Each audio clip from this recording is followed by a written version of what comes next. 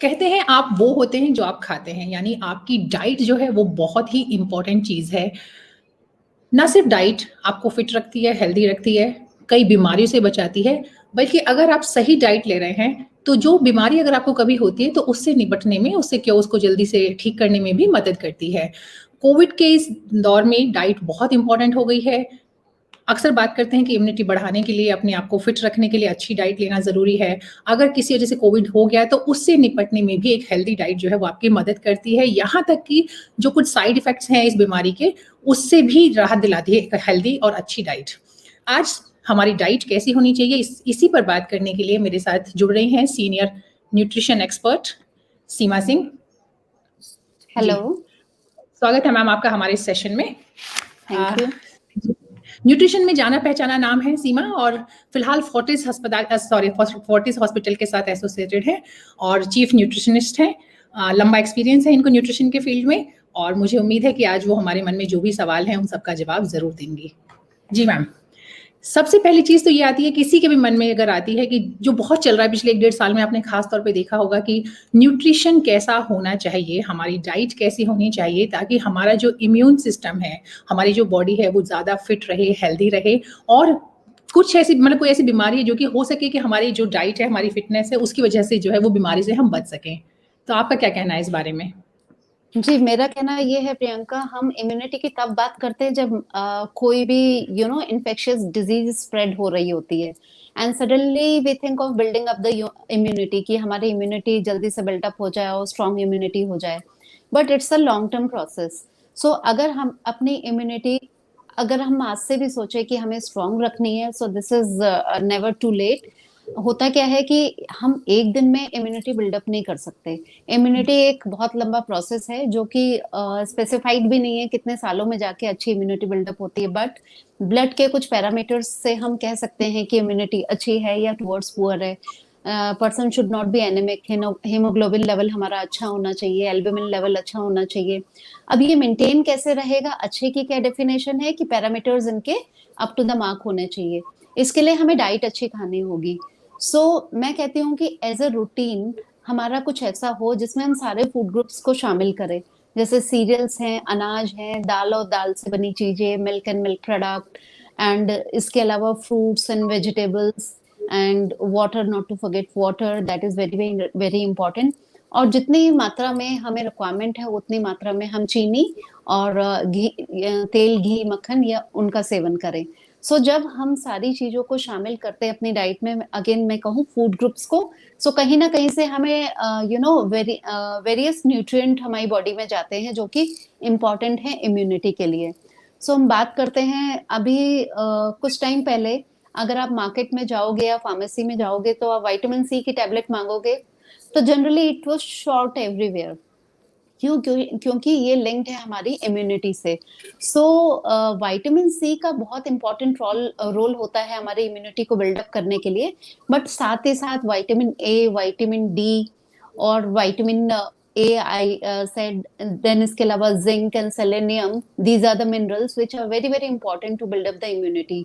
और अगर हम माइक्रो न्यूट्रिएंट की हमने बात करी, उसके अलावा मैक्रो की बात करें, तो protein is very very important. ये सारी चीजें हमें डाइट में रेगुलरली डेली बेसिस पर डाइट के थ्रू हमें अपनी बॉडी में पहुंचानी चाहिए। अब इसके अलावा हम बात करें food products, I am sure आप जानना चाहोगे किससे क्या मिलेगा। अगर हम प्रोटीन का इंटेक बरकरार रखना चाहेंगे अपनी डाइट में, तो वेजिटेरियन है तो डेफिनेटली दाल और दाल से बनी चीजें, सोयाबीन हमारी डाइट में अच्छी मात्रा में होना चाहिए, और मिल्क से बने प्रोडक्ट्स। एंड अगर नॉन वेजिटेरियन है देन ऑफ कोर्स हम नॉन वेज जैसे कि चिकन और फिश वगैरह का सेवन कर सकते हैं। और अगर हम बात करें जिंक, जिसके बारे में भी आजकल काफी हम बात कर रहे हैं, हम सुन रहे हैं जिंक लेना जरूरी है, तो जितने भी हमारे नट्स हैं या हमारे होल सीरियल्स हैं, उनको हम एज इट इज अपनी डाइट में शामिल करें, बहुत ज्यादा छाने नहीं, बारीक ना करें, तो हमारी डाइट में जिंक और विटामिन बी की मात्रा अच्छे तरह से हमारे को मिलेगी। अगर आप कोविड की बात करें, कोविड एरा की बात करें कि हम अपने म्यूकोजल सेल्स की इम्यूनिटी को कैसे बरकरार रख सकते हैं, उनको हेल्दी कैसे रख सकते हैं, तो उसमें रोल आता है विटामिन ए का। विटामिन ए का रोल आता है। अब विटामिन ए हम कैसे ले, मिल्क एंड मिल्क प्रोडक्ट से हम विटामिन ए ले सकते हैं। अलावा इसके हम जितनी भी येलो कलर वेजिटेबल्स हैं जैसे पम्पकिन हुआ या फ्रूट्स हैं, सो जैसे हमारा बनाना हुआ या ग्रीन लीफी वेजिटेबल्स हैं, सो इन सबको डाइट में शामिल करके हम अपने विटामिन ए को अपने डाइट में या अपनी बॉडी में अच्छी मात्रा में ले सकते हैं। जी। मैम चूँकि जैसे आपने अभी बीच में बोला कि जो डाइट है या अगर हम लोग इम्यूनिटी की बात करें तो इम्यूनिटी जो है अक्सर एक्सपर्ट्स कहते हैं कि इम्यूनिटी को ना आप बढ़ा सकते हैं ना आप घटा सकते हैं। घटा तो सकते हैं आई थिंक, अगर आप डाइट पे अपनी अच्छी हेल्दी डाइट नहीं रखेंगे या एक्सरसाइज नहीं करेंगे या नींद बाकी चीज़ें जो भी हैं रिक्वायरमेंट वो पूरी नहीं करेंगे। लेकिन शायद जैसा कि आपने भी कहा कि इम्यूनिटी को बहुत जल्दी डेवलप करना या अच्छी इम्यूनिटी पाना आसान नहीं है। तो ऐसा भी कहा जाता है कि आप इम्यूनिटी है आप उसको वैसे ही रख पाएँ, उसी स्टेज पे रख पाएँ तो वो आपके लिए ज़्यादा बेनिफिशियल है बनिस्बत कि उसको बढ़ाने की कोशिश करना।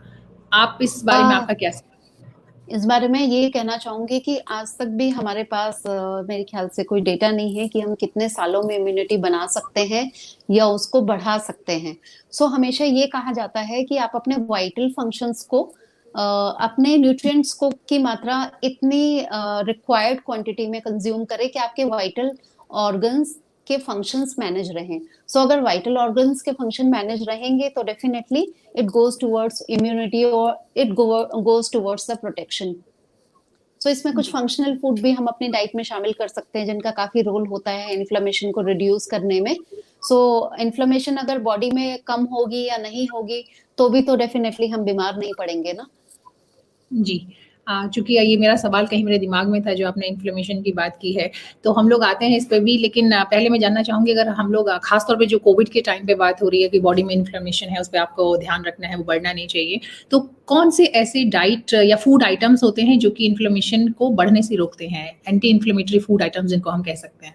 जी, जैसे कि हमारी इंडियन डाइट में हम अदरक खाते हैं, तुलसी का पत्ता किसी फॉर्म में कंज्यूम करते हैं, चाय में पीते हैं या फिर लहसुन, अपने dry fruits, honey, these are the functional foods. तो इनको अगर हम डेली अपनी डाइट में कंज्यूम करेंगे तो हम इन्फ्लेमेशन को काफ़ी हद तक रोक सकते हैं या रिड्यूस कर सकते हैं। जी। इसके अलावा एंटीऑक्सीडेंट्स हम अपनी डाइट में जितना शामिल करें, वो इन्फ्लेमेशन को रोकने के लिए बेटर रहेगा। मैम मैं यहाँ आपसे मेरी एक रिक्वेस्ट है कि आप जो भी बता रहे हैं ये अगर आप इनके फूड आइटम के नाम बता पाएँ, जैसे एंटीऑक्सीडेंट बताया, लेकिन बहुत सारे लोग हैं जो कि नहीं जानते हैं कि एंटीऑक्सीडेंट किसमें अच्छे भरपूर मात्रा में होते हैं। तो हम फूड ओके, आइटम भी अगर साथ में बताते रहें तो लोगों को इससे मदद मिलेगी। जी। श्योर। एंटीऑक्सीडेंट्स हमारे को जितने भी डार्क कलर के फ्रूट्स एंड वेजिटेबल्स हैं उनसे हमें एंटीऑक्सीडेंट्स मिलते हैं। इसके अलावा अगर हम लिमिटेड मात्रा में चाय कॉफी पिए तो इससे भी हमारे को एंटीऑक्सीडेंट्स मिलते हैं। और जैसा कि मैंने फंक्शनल फूड की बात करी कि तुलसी का पत्ता या जिंजर गार्लिक और हनी ओट्स, इनको हम अपनी डाइट में शामिल करें, गुड़ को अपनी डाइट में शामिल करें एंड इसके अलावा हनी को डाइट में शामिल करें तो इससे हमें एंटीऑक्सीडेंट्स तो मिलेंगे ही मिलेंगे, उसके अलावा हम इन्फ्लेमेशन को भी कंट्रोल कर सकते हैं। जी। जैसा कि हम लोगों ने जब शुरुआत की थी तो हमने इसी बातचीत से शुरुआत की थी कि हमारी जो डाइट है उसमें कौन-सी चीज़ें होनी चाहिए जो कि इम्यूनिटी को बेहतर बना सकती हैं। तो ऑफ़ कोर्स 2 दिन के या 2 महीने के अंदर इम्यूनिटी को अच्छा करना पॉसिबल नहीं है, लेकिन अगर हम बचपन से ही या कम उम्र से ही बच्चों को जो चीज़ें खिलाएँ, तो वो एक्चुअली क्या चीज़ें हैं जो कि ज़रूर डाइट में होनी चाहिए? जी, बच्चों को बचपन से ही हमें कैल्शियम और प्रोटीन और आयरन इन तीनों चीज़ों का काफ़ी ध्यान रखना चाहिए, क्योंकि हर न्यूट्रिएंट का अलग रोल है। अगर बच्चे बचपन से ही अच्छी मात्रा में प्रोटीन और कैल्शियम खाएँगे, तो आप समझते हैं ना कि हमारे उस टाइम पे ग्रोथ का टाइम होता है और हमारी बोन्स उस टाइम पे स्ट्रॉन्ग हो रही होती है, हमारे सेल डिविज़न हो रहे होते हैं, हमारी हाइट बढ़ रही होती है। सो ये दोनों की न्यूट्रिएंट अगर बच्चों को प्रॉपरली मिलते रहेंगे, तो उनकी बॉडी स्ट्रॉन्ग होगी। इसके अलावा अगर हम बात करें गर्ल्स की, सो गर्ल्स को हमेशा से हमें हाई आयरन डाइट देनी चाहिए specially when they are onset of puberty, क्योंकि इस टाइम पे क्या होता है कि अगर हम डाइट को कम करेंगे या ऑलरेडी बच्चे थोड़ा घबरा जाते हैं या फिर खाना प्रॉपरली नहीं खाते हैं और अगर डाइट भी आयरन रिच नहीं हुई तो कहीं ना कहीं वो एनीमिया का शिकार जल्दी हो जाते हैं। तो आयरन रिच फूड में अगर हम वेजिटेरियन हैं तो मैं कहूंगी कि आप ग्रीन लीफी वेजिटेबल गुड़ वगैरह का इस्तेमाल करें, लेकिन green leafy vegetable alone is not enough, साथ में आपको लेमन या फिर विटामिन सी देने वाले पदार्थों का यूज भी करना पड़ेगा, जैसे कि आप आंवला को ले सकते हैं अपनी डाइट में, खट्टे फलों को ले सकते हैं जैसे कि आप किनू, संतरा, पाइनएप्पल, इनका इस्तेमाल भी कर सकते हैं, क्योंकि आयरन को बॉडी में एब्जॉर्बेबल फॉर्म में कन्वर्ट होने के लिए हमें विटामिन सी की जरूरत होती है। बट अगर पर्सन नॉन वेजिटेरियन है, सो डायरेक्टली वो नॉन वेज फूड खा के अपने आयरन इनटेक को कंप्लीट कर सकता है। जी। एंड आप कुछ और ऐड करना चाह रही थी शायद? मैं ऐड करना चाह रही थी कि जैसा आपने रिक्वेस्ट किया था कि मैं सोर्सेज जरूर बताऊं। सो कैल्शियम के लिए जैसे बच्चों को हम बचपन से दूध पिलाते हैं, सो अगर वो दूध प्रॉपर मात्रा में बच्चा ले रहा है या दूध से बनी चीजें ले रहा है, जैसा कि दही हुआ और पनीर हुआ, और मिलेट्स अच्छी मात्रा में हम बच्चे को दे रहे हैं, रागी का इस्तेमाल कर रहे हैं डाइट में, होल व्हीट का इस्तेमाल कर रहे हैं, सो कहीं ना कहीं ये हमारे प्रोटीन की मात्रा को डाइट में पूरा करता है, साथ ही साथ कैल्शियम भी देता है बॉडी को। सो ये डाइट कुछ इस तरह की हो कि उसमें आर्टिफिशियल फूड कम हो, और सिमिलरली डाइट में केमिकल्स भी कम यूज हुए हों, ऑर्गेनिक फूड हम लें डायरेक्टली फॉर्म से। जी। सीमा जी, जैसे आपने कहा कि भरपूर मात्रा में, अब ये भरपूर मात्रा हालाँकि मुझे पता है कि हर किसी के काम के हिसाब से, उम्र के हिसाब से वेरी करती है, लेकिन फिर भी जैसे अगर हम लोग, क्योंकि हमने अभी बात की थी बच्चों पर, तो बच्चों में अगर हम लोग बात करें तो कितनी मात्रा को भरपूर मानेंगे? कुछ माएँ होती हैं जो कि पूरे दिन में 3-4 ग्लास दूध और दही ही सिर्फ़ खिला देती हैं बच्चों को। तो आई थिंक कितना, मतलब एक एवरेज अगर हम बता पाएँ, थोड़ा भी आइडिया दे पाएँ तो? एक एवरेज हम लेके चलते हैं कि 500 ml अमाउंट ऑफ मिल्क तो हमें लेना ही चाहिए, चाहे वो हम कर्ड की फॉर्म में ले या मिल्क की फॉर्म में ले। ऐसा भी ना हो कि हम बच्चे को केवल दूध ही दूध दिए जा रहे हैं और उसका लंच, डिनर, ब्रेकफास्ट सफर कर रहा है। सो आधा जी। लीटर गुड इनफ है। इसके अलावा बहुत ही अच्छा एक तरीका ये होता है कि हम सोचे कि हमारी प्लेट के अंदर क्या क्या होना चाहिए। इस कंसेप्ट को हम कहते हैं my plate. So in my plate, if I discuss about lunch and dinner, there should be one bowl of vegetable, one bowl of dal, one bowl of curd. ठीक है? So हमारे ये ग्रुप्स आ गए। उसके अलावा one bowl of सैलेड, और serials की हम बात करें तो राइस या चपाती हम ले सकते हैं। सो अगर आप देखें तो इसमें सब कुछ शामिल हो गया इस प्लेट में। सो सारे फूड ग्रुप्स ऑलमोस्ट शामिल हो गए। रहा हमारा फ्रूट्स, तो फ्रूट्स हम मिड मॉर्निंग में या मिड मील्स में ले सकते हैं। सो इस तरह की प्लेट लें जिसमें सारे फूड ग्रुप हमारे लंच में भी शामिल हो, डिनर में भी शामिल हो।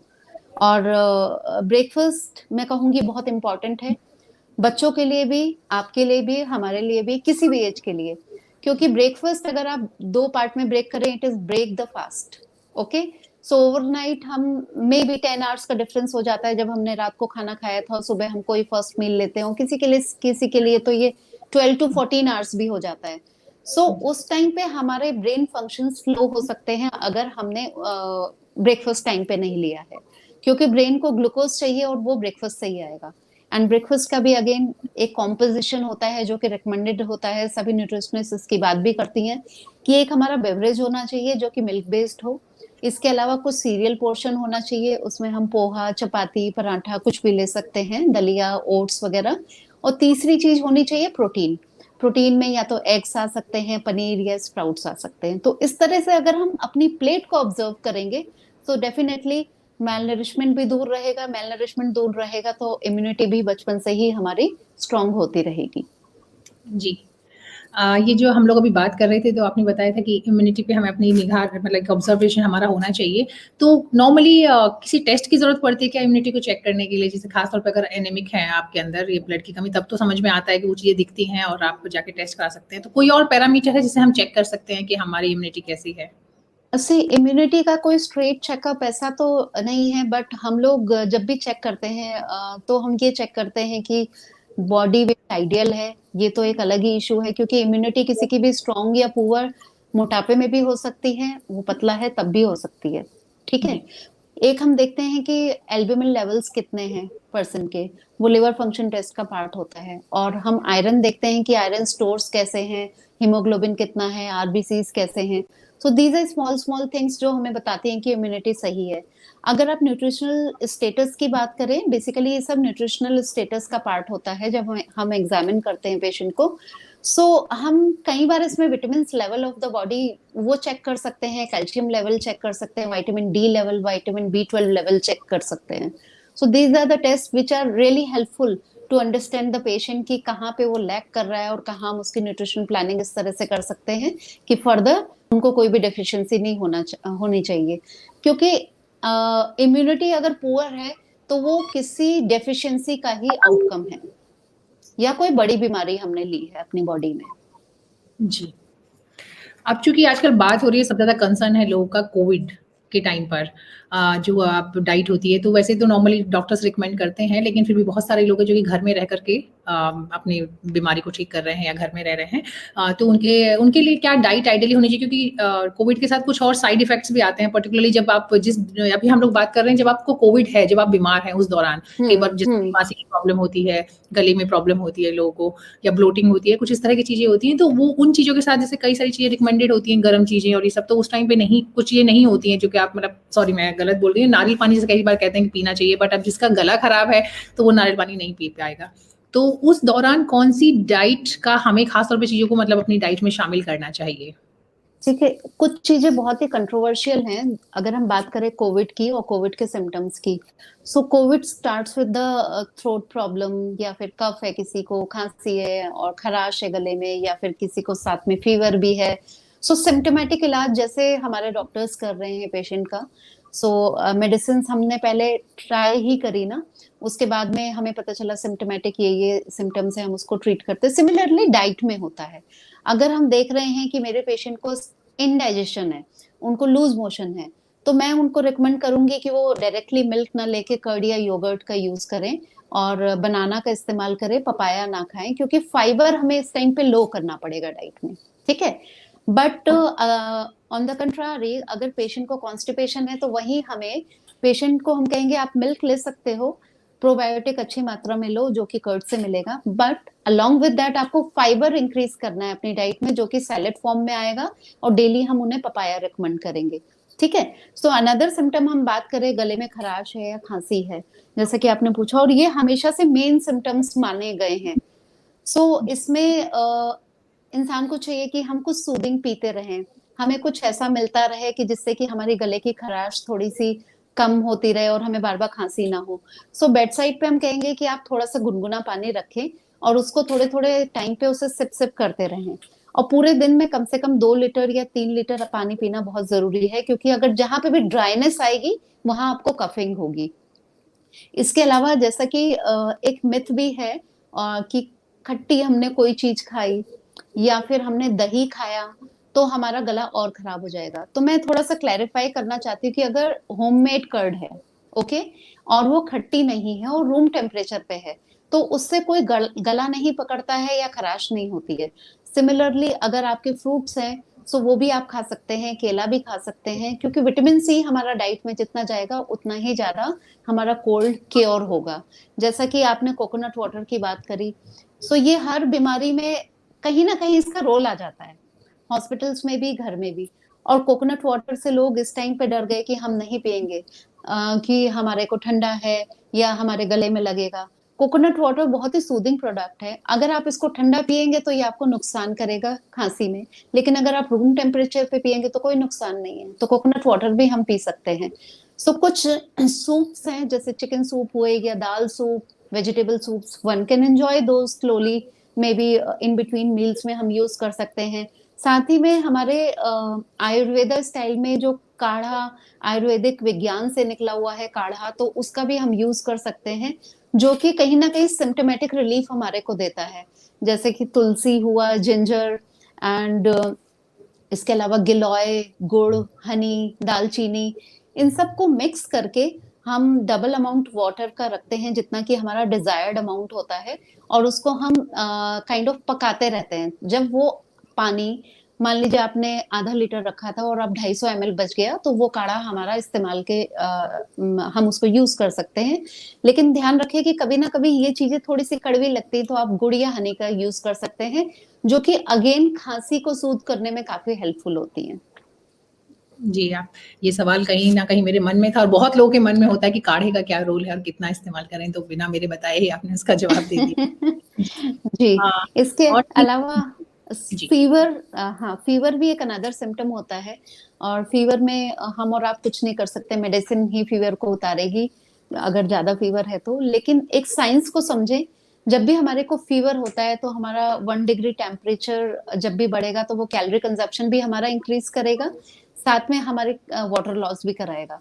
सो अगर किसी को हाई फीवर चल रहे हैं तो हमें उन्हें कैलोरी डेंस फूड देना पड़ेगा, जो कि वो इजीली या तो लिक्विड डाइट के थ्रू ले ले या सेमी सॉलिड डाइट के थ्रू ले ले। But on the other hand अगर पेशेंट बहुत ज्यादा स्वेट कर रहा है, क्योंकि जब भी फीवर उतरता है ना तो स्वेटिंग भी होती है साथ के साथ, सो अगर वाटर लॉस हमारा ज्यादा हो गया तो body will go towards the dehydration.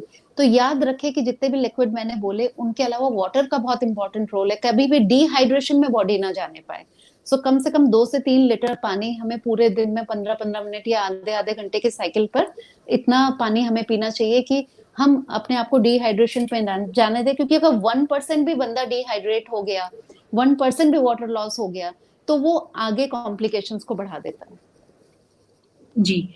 ये तो आपने बताया कि कोविड के दौरान जो पानी है उसका इंटेक कितना होना चाहिए और दूसरी जो लिक्विड चीज़ें हैं उनका। अगर हम एक हेल्दी पर्सन के लिए पूछें कि उसकी डाइट में पानी का डेली का कंज़म्पशन कितना होना चाहिए, क्योंकि पानी को लेकर भी कहीं न कहीं बहस है। कई बार लोग कहते हैं कि आप जितना चाहे उतना पानी पी सकते हैं, वहीं दूसरे लोग मानते हैं कि नहीं, पानी की भी एक लिमिट होती है। तो इसका सही जवाब इसका क्या होगा? जी, वैसे मुझसे प्रियंका जी अगर आप पूछे तो 2 to 3 litre to sum up in a single line, okay. और अगर हम कैलकुलेशंस में जाएं तो जितना कप आपने चाय पिया इन 2 to 3 लीटर्स के अबव, आपने अगर 2 कप चाय पिया तो सिमिलरली आपको कम से कम 3 से 4 कप पानी और अपनी डाइट में बढ़ाना पड़ेगा, सो दैट चाय के थ्रू जो डिहाइड्रेशन हमारी बॉडी को हुआ था तो उस वाटर को हम अपनी बॉडी एक्चुअली वाटर से उसको हम ओवरकम कर ले। इसके अलावा बॉडी वेट के अकॉर्डिंग भी एक कैलकुलेशन होती है जो डिसाइड करती है कि हमें पानी कितना लेना है। So straight away 30 to 35 ml पर KG body weight is the calculation. And इसके अलावा ये जाने कि ये जो मैं कैलकुलेशन कह रही हूँ और जो रिकमेंडेशन दे रही हूँ, not only about the water, जो भी नॉर्मल हम बात कर रहे हैं वो एक नॉर्मल बंदे की बॉडी से रिलेटेड है।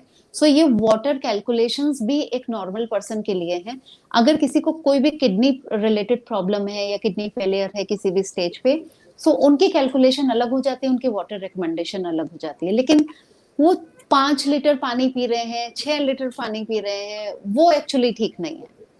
जी। नहीं, ये बहुत इम्पोर्टेंट बात आपने कही कि खास तौर पे अगर आप चाय, कॉफ़ी जैसी कोई चीज़ लेते हैं तो उसके बाद नॉर्मली लोग उसको भी काउंट कर लेते हैं कि ये तो कहीं न कहीं लिक्विड के अंदर काउंट होगा, कि मैंने 2 ग्लास या 2 कप लिक्विड जो है इंटेक नहीं किया नहीं है।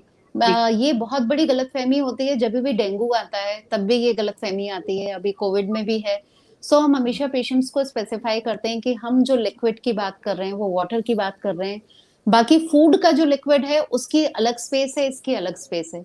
सो अगर मैंने किसी को बोला कि आपको 2 लीटर लिक्विड लेना है, सो उसमें वाटर का डिवीजन अलग है और ये जूसेस का अलग है।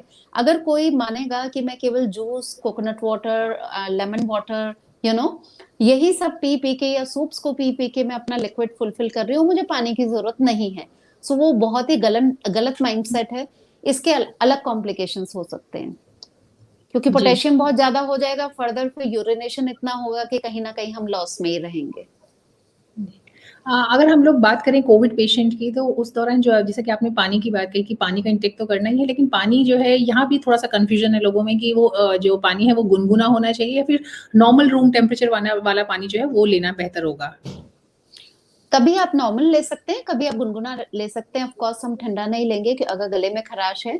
सो जब भी आपको लग रहा है कि सूदिंग पर्पज से आपको चाहिए, आप उसे गुनगुना कर लें, बट नॉर्मल पानी भी पी सकते हैं। ऐसा नहीं है कि हम गर्म पानी पी के कोविड को मतलब स्पेशली किल कर सकते हैं। कुछ लोग सोचते हैं गर्म पानी पियेंगे तो वो अगर वायरस गले में है या फिर इन्फेक्ट हो गए हैं तो वो उसके साथ किल हो जाएगा। ऐसा कुछ जी। नहीं है।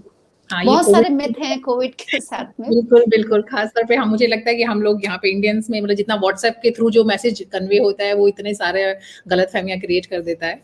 तो उसमें बिल्कुल, सही व्हाट्सएप जानकारी एक अलग जी। यूनिवर्सिटी है और पीएचडी करनी है तो फिर Google is available. Ji.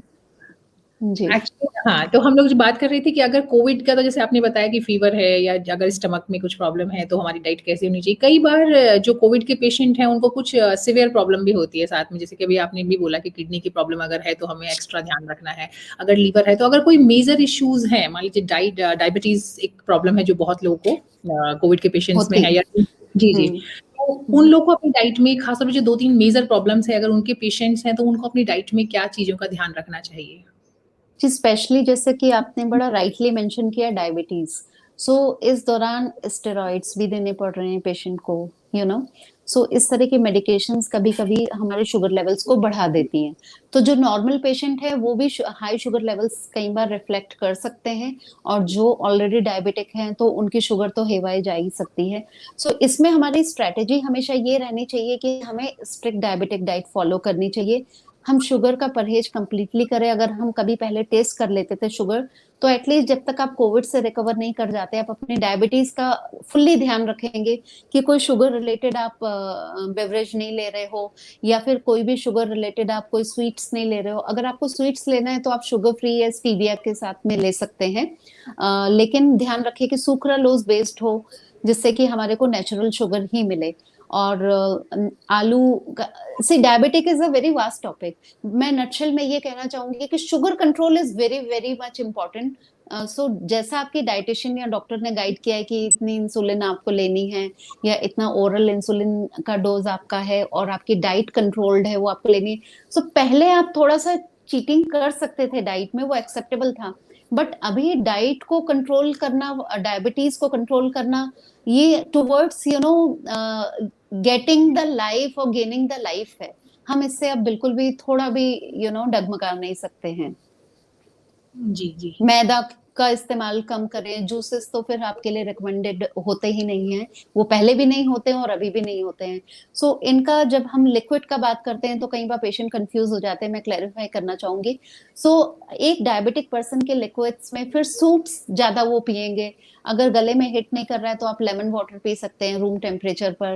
And इसके अलावा दिन में 1 ग्लास आप कोकोनट वाटर पी सकते हैं, स्मूदी बना सकते हैं, नमकीन लस्सी बना सकते हैं। तो बहुत वेराइटी है जूसेस के अलावा, जो कि आपको डायबिटीज को कंट्रोल करने में हेल्प करेगी। जी। डायबिटीज़ तो मैम एक मेजर प्रॉब्लम है ही, लेकिन और भी कोई ऐसी प्रॉब्लम अगर साथ में जो मतलब हमें लगता है कि हाइ कोमॉर्बिडिटीज़ हैं ही, तो किसी और पर अगर हम बता पाएँ? जी। Hypertension is also the biggest problem. So अगर हाइपरटेंशन है तो उसको भी हमें बीपी को कंट्रोल में रखना पड़ेगा, क्योंकि ये मेजर प्रॉब्लम्स है। से अब होने को तो किसी को भी हो सकता है, किसी को लिवर डिजीज हो सकती है, किसी को क्रोनिक किडनी फेलियर हो सकता है, कैंसर भी हो सकता है। बट वो ऐसी चीजें हैं कि वहां पे हमारा कंट्रोल चलेगा पर उतना नहीं चलेगा। बट यहाँ चीजें ये हैं कि हम जो खाएंगे वो रिफ्लेक्ट करेंगे। जैसा कि डायबिटीज और हाइपरटेंशन की बात हमने की, दवाइयां हमें थोड़ा सा असर डाल रही है हमारे पैरामीटर्स पर। और बीपी भी हो सकता है स्ट्रेस की वजह से थोड़ा अप डाउन हो, वो फिजिकल स्ट्रेस भी हो सकती है, मेंटल स्ट्रेस भी। तो उस टाइम पे हमें ध्यान रखना चाहिए कि हम कोई भी डाइट ऐसी नहीं लेंगे जो कार्बोनेटेड हो। कार्बोनेटेड ड्रिंक हम नहीं लेंगे, क्योंकि सोडियम उससे हमारी बॉडी में जाएगा। और सॉल्ट हमें बहुत ही कंट्रोल्ड मात्रा में लेना है। चाट मसाला और टेबल सॉल्ट वगैरह का इस्तेमाल नहीं करना है। सो पैरामीटर्स जितने हम सेल्फ कंट्रोल से कंट्रोल कर सकते हैं, उतना ही मेडिकेशन की कम जरूरत पड़ेगी। जी। सीमा जी, हम लोगों ने बात की कि अगर कोविड नहीं है तो अब आप उस टाइम पे हमारी डाइट कैसी होनी चाहिए ताकि कोविड से बचने की एक पॉसिबिलिटी रहे। फिर हम लोगों ने बात की कि अगर आपको एक बार बीमारी हो गई है तो उस दौरान हमारी डाइट कैसी होनी चाहिए। अब मैं जानना चाहूँगी कि जब एक बार पेशेंट रिकवरी मतलब ठीक हो गया है बीमारी से, रिकवरी वाले फेज़ में से निकल गया है, उसके बाद क्योंकि कुछ साइड इफ़ेक्ट्स हैं और ये लंबे टाइम तक चलते हैं जो कोविड पेशेंट्स में देखने को मिल रहा है। तो उसके बाद उसे अपनी डाइट में किन चीज़ों को ज़रूर शामिल करना चाहिए ताकि उसकी जो नॉर्मल लाइफ़ है वापस जल्दी लौट पाए? जी। सो प्रियंका, इसमें जनरल ऑब्जर्वेशन लास्ट टाइम के कोविड से और अब के कोविड से थोड़ी सी डिफरेंट भी है, बट मोर लेस सेम है। समटाइम्स पीपल फील कि बहुत ज्यादा वीकनेस है बॉडी में। They are not able to climb the stairs. सीढ़ियां चढ़ने में प्रॉब्लम हो रही है, थोड़ा सा वॉक करते ही वो थक जाते हैं, या फिर उनको गले में खराश थोड़ी सी रह गई है, या स्टमक अपसेट है। सो ये जाते जाते टाइम के इफेक्ट हैं, जो कि जाते जाते ही जाएंगे, क्योंकि इतना बॉडी ने स्ट्रेस लिया है, फीवर आया है। और कोविड अपने आप में एक महामारी है, जो कि मतलब आप और हम समझते हैं कि ये किस बुरी तरह से फैलती है, और उसको कंट्रोल करना भी बहुत डिफिकल्ट है। बट ठीक है, उस पर हमने विजय पा ली। बट अभी एक तीसरी लड़ाई बाकी है, रिकवरी की। सो इसमें मैं हमेशा यही कहूंगी कि अगर हमने ड्यूरिंग कोविड अपनी डाइट का अच्छा खासा ध्यान रखा है, तो वीकनेस हो सकता है कि हम पोस्ट कोविड जिसे कि हम रिकवरी फेज कहते हैं, तो शायद वीकनेस बहुत कम हमको फील हो। ये सब हमारे खान पान पे डिपेंड करता है। सो अब एनर्जी लेवल्स अगर बहुत कम है तो अगेन मैं कहूंगी कि प्रोटीन और कैलोरीज का अच्छे से बाइफिकेशन होना चाहिए, हमारी डाइट में डिवीजन होना चाहिए, और एक्यूरेट मात्रा में भी हमने कैलोरीज और प्रोटीन खाई होनी चाहिए। क्योंकि इस टाइम पे अगर आप ज्यादा बेड पे लेटे हैं, आपने कुछ काम नहीं किया है, आप ज्यादा रेस्ट में हैं, तो थोड़ा बहुत मसल लॉस भी हम देख सकते हैं कि मसल लॉस हुआ है। और अगर बॉडी ने वाटर लूज बहुत ज्यादा किया है तो वो भी एक रीजन हो सकता है कि लेथार्जिकनेस बहुत हमें फील हो रही है या फिर वीकनेस फील हो रही है। सो पानी तो पहले की तरह हम जितना पी सकते हैं उतना पिए, लिक्विड भी हम पिए, साथ में हम ध्यान रखें कि हमारा डाइजेशन बहुत अच्छा हो। सो उसके लिए मैं कहूंगी कि प्रोबायोटिक का यूज करें जिससे कि आपको भूख लगे, आप फलों को खूब खाएं। अर्ली मॉर्निंग आप एप्पल खा सकते हैं, जैसे कि हम बहुत बचपन से सुनते आ रहे हैं कि अर्ली मॉर्निंग हम एप्पल खाएंगे तो हमें भूख लगेगी। तो स्ट्रेटेजी कुछ ऐसी होनी चाहिए कि हम हर 2 घंटे पे कुछ ना कुछ खाएं जिसमें हमें प्रोटीन भी मिले, कैलोरी भी मिले, जैसा कि मैंने सोर्सेज अभी डिस्कस किए थे, और अलावा इसके फाइबर भी मिले, जिससे कि हमारे को फाइबर खा के थोड़ा सा भूख लगने की टेंडेंसी होती है और हमारे मोशंस भी क्लियर होते रहते हैं। सो अगर हम रेगुलर अपनी डाइट में एनर्जी की सप्लाई रखेंगे और अपने मील को सेकेंड आवर्ली मैनेज करते रहेंगे, जैसे कि लंच, डिनर और ब्रेकफास्ट के बीच में कोई भी हम शॉर्ट मील्स इंट्रोड्यूस कर लें, जैसा कि लस्सी हो गया या फिर स्मूदी हो गया, तो आप समझते हैं ना, इसमें वाटर का भी वैल्यू आपको मिल रहा है, प्रोटीन भी मिल रहा है, कैलोरी भी मिल रहा है। So regular supply of nutrients रहेगी तो हम कभी भी बहुत ज्यादा कमजोरी की तरफ नहीं जाएंगे। अलावा इसके अगर खराश बची है गले में तो हम गरारे करें, अपना काढ़े का इस्तेमाल करता रहें और गर्म पानी पिए। जी। फ्रूट्स को बहुत इंपॉर्टेंस दे तो अच्छा रहेगा, क्योंकि विटामिन सी का रोल बाद में भी आपको प्रोटेक्ट करने में रहेगा, केवल इसी दौरान नहीं कि हमें कोविड से बचना था या हमें कोविड का इलाज कराना है तभी तक। कम से कम 1 महीने तक आपको विटामिन पे बहुत ज्यादा ध्यान रखना चाहिए। जी, आपने चूँकि गार्गल करने की बात की, तो गार्गल को लेकर भी ये कई बार होता है, कुछ लोग कहते हैं कि इसके अंदर कुछ डाल के करना चाहिए। वहीं क कुछ लोग कहते हैं कि नहीं, आप सिंपल गर्म पानी से, गुनगुनी पानी से कर सकते हैं। कई बार डॉक्टर्स भी बीटाडीन या कुछ ऐसी चीज़ें रिकमेंड करते हैं। तो आपके हिसाब से गार्गल करने का सही तरीका क्या है? गार्गल करने का सही तरीका, अब कई बार बीटाडीन इसलिए करने को बोलते हैं कि हो सकता है जख्म हो या फिर छाले हो, उसको ट्रीट करने के लिए। बट अगर वो सिंपल खराश है तो हम सॉल्ट डाल के भी गरारे कर सकते हैं। जो हल्का सा सॉल्ट डाला हमने गर्म पानी में, और जैसे थोड़ा सा हम वाटर को रोक के फिर गार्गिल करेंगे। सम पीपल, कुछ बच्चे ऐसा करते हैं कि पानी लिया और फिर थ्रो कर दिया तुरंत, थोड़ा सा उसको होल्ड करेंगे।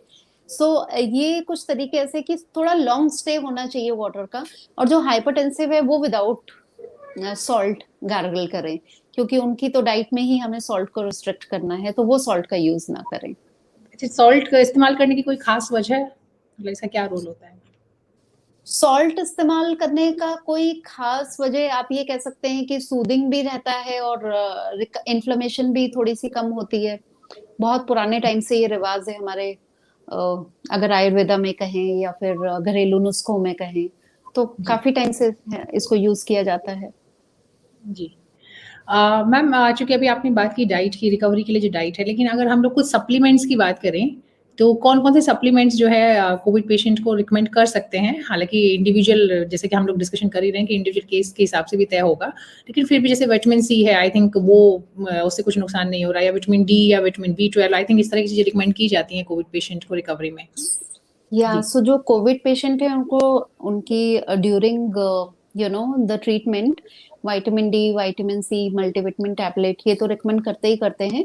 बट पोस्ट कोविड भी 1 मंथ तक आप almost vitamin C and vitamin, what do you call, multivitamin tablet, वो आप कंटिन्यू कर सकते हो at least up to a month, so that आपकी रिकवरी और फास्टर हो। अगर डाइट प्रॉपर नहीं हो पा रही है तो थोड़ा सा भी कहीं डेफिशिएंसी ना आने पाए, तो 1 मंथ तक का person can go for it. और जी, विटामिन डी एक्चुअली उस दौरान हमने लिया था तो ऐसा ना हो कि बहुत ज्यादा स्टोर हो जाए या टॉक्सिसिटी हो जाए, क्योंकि जितने भी फैट सॉल्युबल विटामिन है तो वो टॉक्सिसिटी की तरफ जरूर जाते हैं अगर थोड़ा सा भी एक्सेस हो जाए। तो मे बी मंथ में हम एक टैबलेट ले सकते हैं, क्योंकि इसका कोर्स ही अपना वीकली होता है, देन उसके बाद मेंटेनेंस डोज हमें चाहिए होती है monthly. So one one can take monthly dose for a month. Okay. कुछ चीज़ें ऐसी भी हैं क्या जिनको कि अवॉइड करना चाहिए? क्योंकि अभी तक हमने इस पे तो बात की कि क्या खाना है, लेकिन कुछ चीज़ें ऐसी हैं जिनको कि अवॉइड करना चाहिए, पर्टिकुलरली मैं कोविड के जो टाइम है उसकी बात कर रही हूँ। जी वैसे तो अगर गाइडलाइंस देखें तो कोविड में हम सब कुछ खा सकते हैं, राइट? कोविड शुरू से शुरू करते हैं। कोविड हमें नहीं हुआ है, ठीक है? हम प्रिवेंशन की बात कर रहे हैं। डाइट में कुछ मना नहीं है, कोविड होने के बाद भी, होने के टाइम भी, उससे पहले भी। लेकिन एक हैंड हाइजीन बहुत इंपॉर्टेंट होती है, ठीक है? सो मेरा जी, कहना हमेशा ये होता है कि जब भी आप घर से बाहर खाना खा रहे हैं या बाहर का खाना घर पे लाके खा रहे हैं, तो रॉ फूड आप नहीं खाएं अगर आप इन्फेक्शन से बचना चाहते हैं। रॉ फूड आप अपने घर का ही खाएं, क्योंकि उसमें कहीं से भी हैंड हैंड वो मैन हैंडलिंग की बात होती है कि पर्सन जिसने उसको कट किया था उसके हाथ हैंड हाइजीन उसने प्रॉपरली मेंटेन की थी कि या नहीं की थी। सो सेफ्टी रूल हमेशा फॉलो करने हैं, फूड सेफ्टी के रूल। सो बाहर से अगर खाना आया है, पहले तो आए नहीं, अगर आया है तो उसको रीहीट करके खाएं प्रॉपरली। बाहर का बॉक्स हम बाहर ही छोड़ दें और सरफेस को कांटेक्ट में, अपने किचन के सरफेस के कांटेक्ट में बाहर का बॉक्स ना लाएं। उसको अपने बर्तन में डाल के प्रॉपरली हीट करें, तब हम बाहर का खाना खाएं।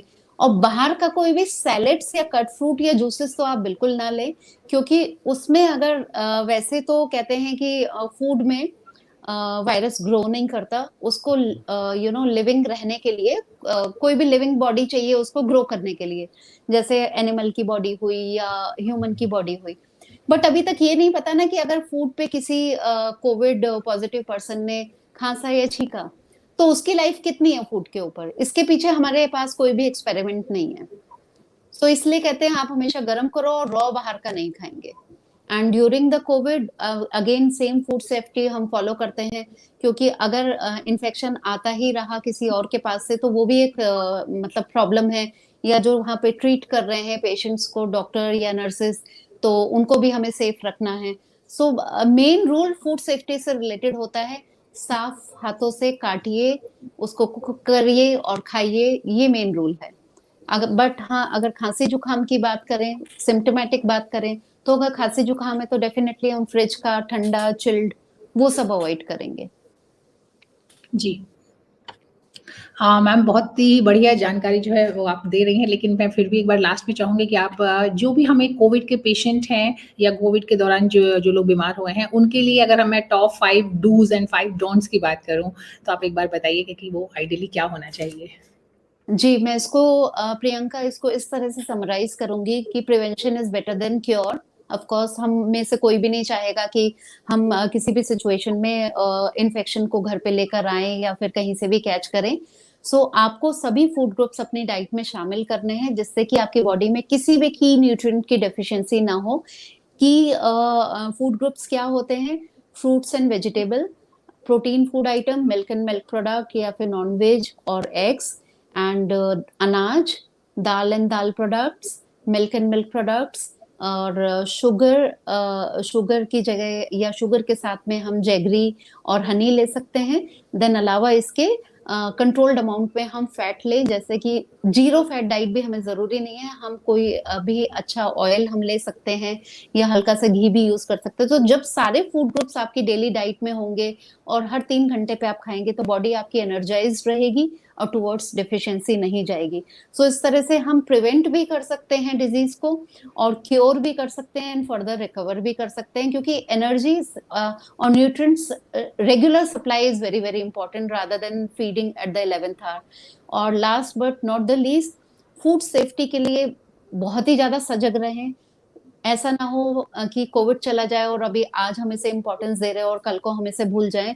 तो food safety is very very important. अपने हाथों को खाने से पहले और फूड हैंडलिंग से पहले अच्छी तरह से साबुन से धोएं और उसके बाद ही हम खाने को हैंडल करें, चाहे वो सर्विस के लिए हो, किसी को सर्व कर रहे हैं या हम फूड कुक कर रहे हैं। और बाहर से जो भी हम फूड लाएं तो उसको गर्म करके ही खाएं, बाहर का रॉ खाना नहीं खाएं।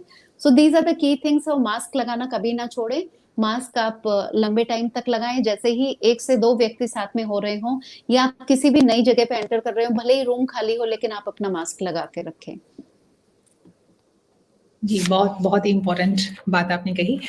मैम एक सवाल है जो हमारे पास कुछ लोगों ने शेयर किया है कि इनका मानना है कि क्या मोटापे से भी कोरोना का खतरा बढ़ जाता है? रोज़मर्रा के ज़िंदगी में ऐसा क्या करें कि जो है स्वाद के साथ-साथ सेहत भी बनी रहे? तो ये 2 अलग-अलग सवाल हैं। तो मैं 2 चाहूँगी अलग कि आप सवाल हैं। जी।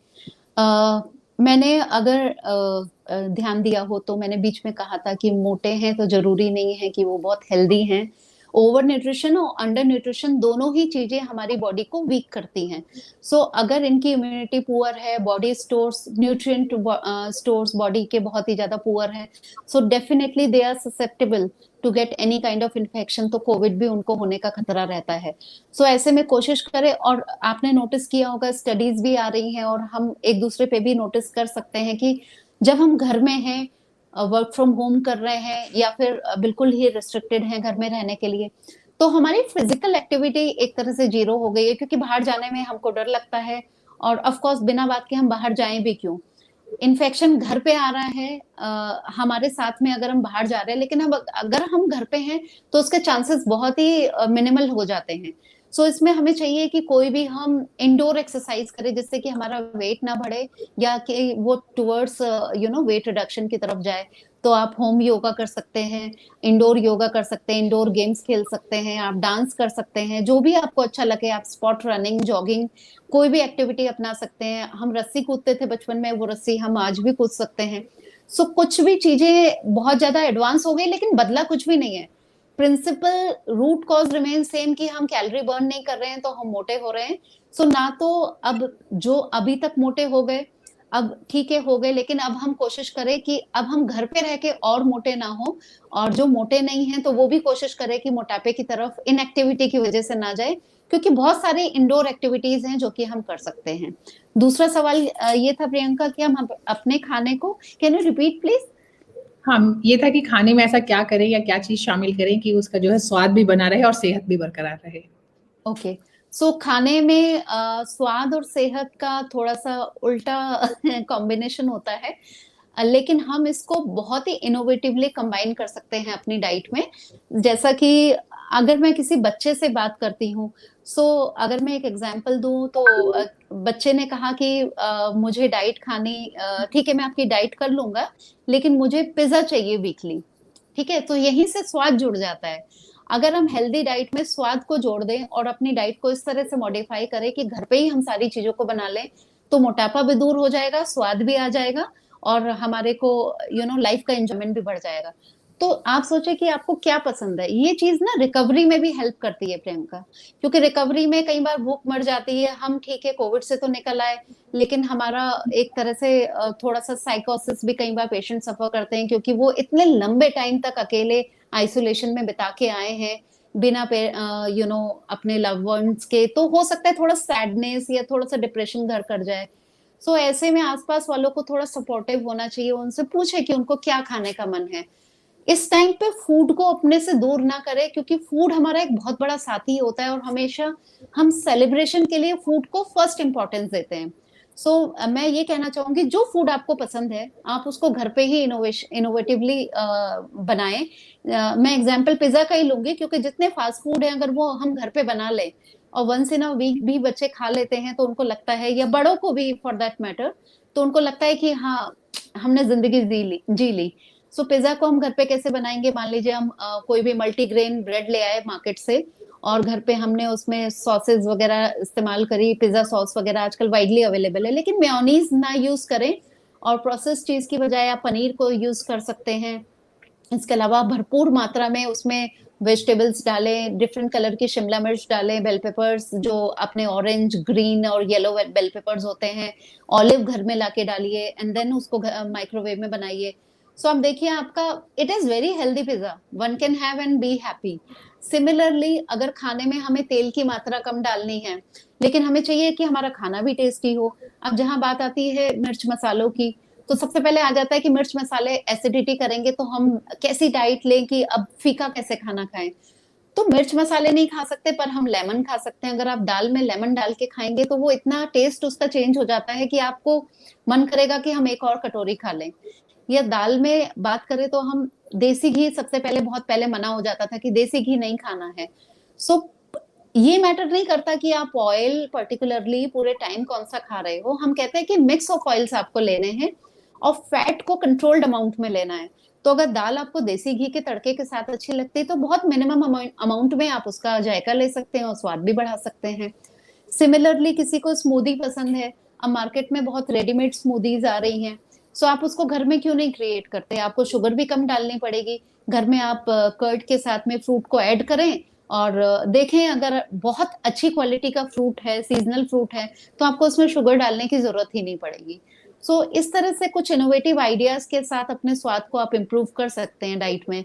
घर पे ही अगर नॉन स्टिक पे आप डोसा बना रहे हैं, उत्पम बना रहे हैं, तो I am very much sure कि आपको हमेशा बहुत ही कम मात्रा में ऑयल या घी का इस्तेमाल करना पड़ेगा। एंड इस लॉकडाउन में बहुत सारे लोगों ने कुकिंग सीखी है और मार्केट फूड को घर में ही बनाया है, हम और आप इसके साक्षी हैं। सो अब वो दिन नहीं रहे कि हम ये कहेंगे कि हम घर पे मार्केट जैसा स्वाद नहीं ला सकते। आप मानते होगे इस बात को कि हमने बिल्कुल, जलेबियां भी ट्राई की हैं, हमने छोले भटूरे भी ट्राई किए हैं, हमने सब कुछ ट्राई किया है घर पे और सबने बनाया है और बहुत ही वाहवाही भी जीती है। सो इसी तरह से हेल्थ के पाथ पे चलते रहें और खाने में स्वाद ऐड करते रहें। बाकी कोई पर्टिकुलर अगर सवाल हो कि हम इस चीज को कैसे बनाएं, एक टेक्नोलॉजी का यूज करना भी थोड़ा हम शुरू करें, जैसे कि एयर फ्रायर। अब समोसे खाने हैं, पूड़ी खानी है, फ्रेंच फ्राइज खानी है, रोज तो मैं नहीं कहूंगी खाओ, बट जब भी खाओ ऑयल कम करना है तो आप एयर फ्रायर को यूज कर सकते हो, स्वाद भी अच्छा आता है ना? जी, वैसे भी खैर इस दौरान आपने बिल्कुल सही कहा कि यूट्यूब की मदद से आई थिंक सभी लोगों ने कुछ ना कुछ एक्सपेरिमेंट्स किए हैं और सब चीज़ें बहुत आसानी से अवेलेबल हैं और बहुत ईज़िली जो वीडियोज़ हैं उनको देख कर के बहुत ही ईज़ी तरीके से लोग घर में कोई भी डिश तैयार कर सकते हैं। और मार्केट ने भी प्रोडक्ट्स को अवेलेबल कराने में बहुत कहते हैं कि इनोवेशन दिखाया है कि आपको कुछ भी चाहिए तो स्पेशली उस पे मेंशन होगा कि आपने सबवे बनाना है तो आपको उसकी भी सॉस मिल जाएगी, आपको पिज्जा बनाना है उसकी अलग मिल जाएगी, पास्ता सॉस अलग से मिल जाएगी। So everything is available to create at home. So it will be fun also once a week आप लोग पूरी फैमिली इसमें शामिल होकर, सी हेल्थ तब तक हम अटेन नहीं कर सकते या गोल को अचीव नहीं कर सकते जब तक कि ये टीम वर्क में ना अपनाई जाए। हेल्थ की स्ट्रेटेजी को एज अ फैमिली हमें पूरा उसको एक्सेप्ट करना पड़ेगा कि हाँ ये सब चीजें करके हम हेल्थ को अपना सकते हैं। और कोविड के दौरान ये बहुत अच्छा एक मेजर शिफ्ट हमने हेल्दी डाइट की तरफ देखा है।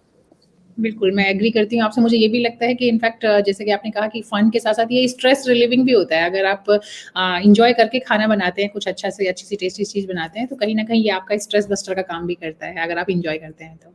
स्ट्रेस जी। बस्टर का काम करता है, यस, बिल्कुल करता है। और अगर उसमें सारी फैमिली शामिल हो जाए तो आप सोचो कितना मजा आएगा। बिल्कुल।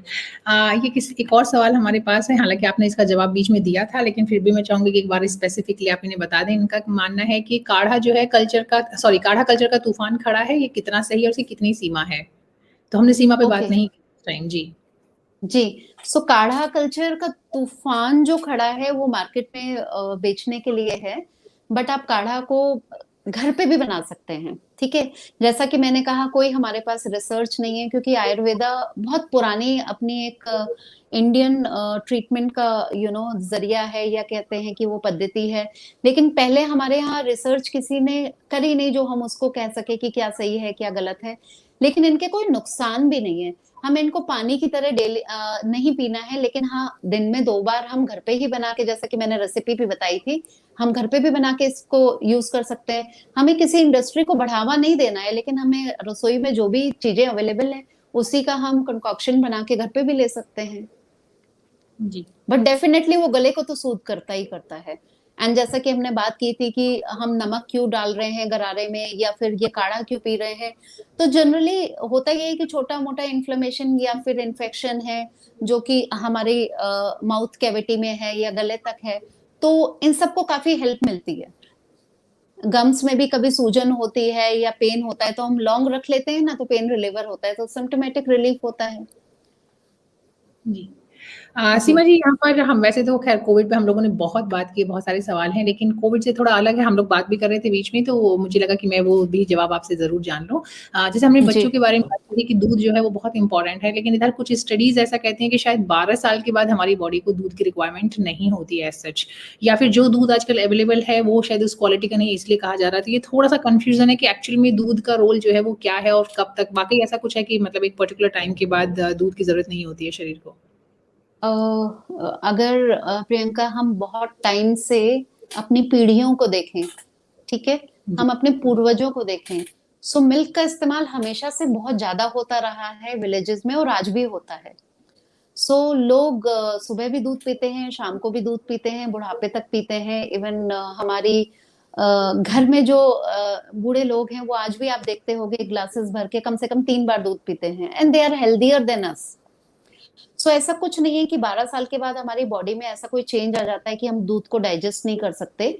It is again the thing कि हमें बढ़ावा देना है किसी चीज को तो हम किसी और चीज को गलत बताएंगे। So I don't want to name और quote anything, but the thing is that कि अगर मार्केट में हम कहते हैं कि गाय भैंस का दूध आर्टिफिशियल है या फिर वो प्योर नहीं है, सो इस तरह से करके देखें तो दूसरा दूध जो हम एज अ रिप्लेसमेंट लेते हैं तो उसकी क्या गारंटी है, वो भी तो फिर इंडस्ट्रियल मिल्क ही है ना। अगर नहीं, किसी को एलर्जी जी, है, अगर हाँ, किसी को फूड से एलर्जी है, ठीक है, और वो आपकी रिपोर्ट्स में आ गई है, यू नो, लैक्टोज हुँ, इंटॉलरेंट है या लैक्टोज एलर्जी है किसी को, then definitely you should replace your milk with the soy milk और something like that. But the thing is कि अगर हम मिल्क को डाइजेस्ट कर सकते हैं, हमें अच्छा मिल्क मिल भी रहा है, तो हम क्यों अवॉइड करें उसे। जी। नहीं, इसे लेके एक्चुअली जो आपने कहा कि हम लोग अपने घरों में देखते हैं, अपने बुजुर्गों को देखते हैं, उसमें कई लोगों का ये मानना है कि जो पहले का लाइफ़स्टाइल था और जो अब की लाइफ़स्टाइल है, दोनों में बहुत अंतर है। पहले का जो प्रोडक्ट्स थे अवेलेबल, उनमें और अब जो प्रोडक्ट्स हैं अवेलेबल, उनमें बहुत अंतर है। तो शायद इसलिए कुछ चीज़ें हैं जो कि पहले के हिसाब से अब पैरामीटर्स चेंज हो रहे हैं डाइट के। तो जी। उसमें अगर हमें लाइफस्टाइल का, ये लाइफस्टाइल शिफ्ट है, सो अगर हम लाइफस्टाइल के अकॉर्डिंग खाना पीना चाहते हैं तो फिर मैं तो कहूंगी सबसे पहले ऑयल को छोड़िए, ऑयल को कम कीजिए, क्योंकि सबसे ज्यादा कैलोरीज हमारी अगर हम एक्टिव होंगे तो हमारी कैलोरीज बर्न होंगी, अगर हम इनएक्टिव होंगे तो हमारी कैलोरीज बर्न होना कम हो जाएंगी। सो मेजर शिफ्ट तो वहां है ना, हमने एक्टिविटी कम कर दी है और हमें सबसे ज्यादा शुगर और fried item active sorry calories देते हैं। तो वजह कि मिल्क को कट डाउन करने के या जीरो करने के, मैं कहूंगी आप फैट को अपनी डाइट में कम करें, मीठे को अपनी डाइट में कम करें, जी। तो ये मैम, जस्टिफाइड होगा किसी तरह से कहना। जी। सीमा जी, एक और सवाल है जो आज के सेशन के लिए हम आखिरी सवाल मानकर चल रहे हैं। ये है कि जी जो कि आपने बात की कि जब टेस्ट की बात है तो अगर किसी को देसी घी पसंद है तो देसी घी भी आपको खाना चाहिए। तो पहले बीच में एक टाइम था जबकि कहा जा रहा था कि देसी घी सबसे बड़े विलेन में से है। फिर बाद में कहा गया कि नहीं, मतलब ये है सैचुरेटेड फैट है लेकिन उतना नुकसानदेह नहीं है और हम अपनी जी डाइट में इसको ले सकते हैं। तो अब देसी घी के बारे में आपकी क्या राय है? ये हम लोग इसमें कभी फिर किसी सेशन में बहुत डिटेल में आराम से बात करेंगे, लेकिन फिर भी मुझे श्योर। लगा कि आप ज़रूर जी, कुछ जवाब दें। देशी घी के बारे में मेरी राय बहुत पॉजिटिव है, और मैं आपको बताऊं पर्सनली, अगर मैं खुद भी देशी घी खाती हूँ और डेली खाती हूँ। तो जैसा कि मैंने बीच में सेशन में अपने कहा था कि हम ओवरऑल फैट की बात करते हैं कि कौन सा फैट अच्छा है कौन सा बुरा है। सो बुरा जो भी फैट है हमने घी को विलन बनाया, यस बनाया, क्योंकि उसमें सैचुरेटेड फैट ज्यादा है, rightly you said. But the thing is वो इतना बुरा भी नहीं है कि हम अपनी डाइट में थोड़ा सा भी शामिल ना कर पाए या हम बटर ना शामिल कर पाए। हम इन सब चीजों को ऑल टुगेदर एक रिकमेंडेड फैट अमाउंट में शामिल कर सकते हैं। सो जैसा कि मैंने बताया पूरे दिन का खाना है, मिक्स ऑफ ऑयल में हमें बनाना चाहिए, ठीक है, ये एक स्ट्रैटेजी रहनी चाहिए। अब हमारे यहाँ बहुत अच्छा तेल है, सरसों का तेल है, तो कुछ सब्जी हम सरसों में बनाते हैं, ठीक है। सो पूरे दिन हम ऑयल में खाना बना रहे हैं लेकिन दाल में हम हल्का सा घी का तड़का लगा दे ले तो वो टेस्टी हो जाता है, हमारे टेस्ट बड्स को सूट करता है और हमने मिक्स ऑफ फैट्स भी यूज कर लिया। सो घी हम खा सकते हैं, बहुत हल्का सा बटर भी हम यूज कर सकते हैं। So it's the overall calorie management and the mix of fat to be used in home. तो उसमें अगर मेल्ट फॉर्म में हमने थोड़ा सा घी यूज किया या बटर यूज किया तो it is not the villain any more. जी। But uh, over and above जी। किया तो फिर विलन हो जाएगा। हाँ, वो तो excess of everything is bad जो सबको पता है। या तो या जी, अगर कंट्रोल लें तो ये हमारे लिए फिर अच्छा कंट्रोल, रहेगा। हाँ कंट्रोल लें with in the recommended amount, तो फिर हमारे लिए सबसे अच्छा रहेगा। जी। बहुत ही अच्छी जानकारी आपने दी इस सेशन में। बहुत सारे लोगों के मन में बहुत सारे सवाल थे डाइट को लेकर के, ख़ासकर ये कोविड वाला टाइम है इसमें, उससे पहले क्या खाएँ, कोविड हो जाए तो तब क्या खाएँ और उसके बाद में किस तरह से रिकवरी में हमारी जो डाइट है वो हेल्प कर सकती है। ये सारे सवाल जो किसी के भी मन में रहे होंगे उन सबके जवाब आपने दिए। थैंक यू सो मच हमारे साथ जुड़ने के लिए और हमें अपना वक़्त देने के लिए। Thank you so much. Thank you, Priyanka. It was a very good opportunity for me also to talk on your platform and spread the right kind of knowledge to the people so that actually जितने भी myth हैं या diet से related जितनी भी misconceptions है वो हम दूर कर सकें। जी, थैंक यू सो Thank मच you. मैम। हम लोग ऐसे ही बीच-बीच में सेशंस में मिलते रहेंगे और लोगों तक सही जानकारी फैलाते रहेंगे। जी, थैंक बिल्कुल। You so much. Okay, take care.